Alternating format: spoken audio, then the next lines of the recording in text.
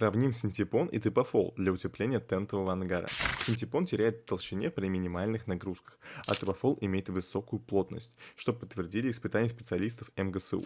Если синтепон заложен неоднородно, будут теплопотери и конденсат. Зимой он превратится в лед, может прорвать тент и упасть на голову. А вот типофол сохраняет однородность при любых погодных условиях. Тентовые ангары часто используются для крытых катков, поэтому некачественное утепление может привести к таянию льда и огромным убыткам.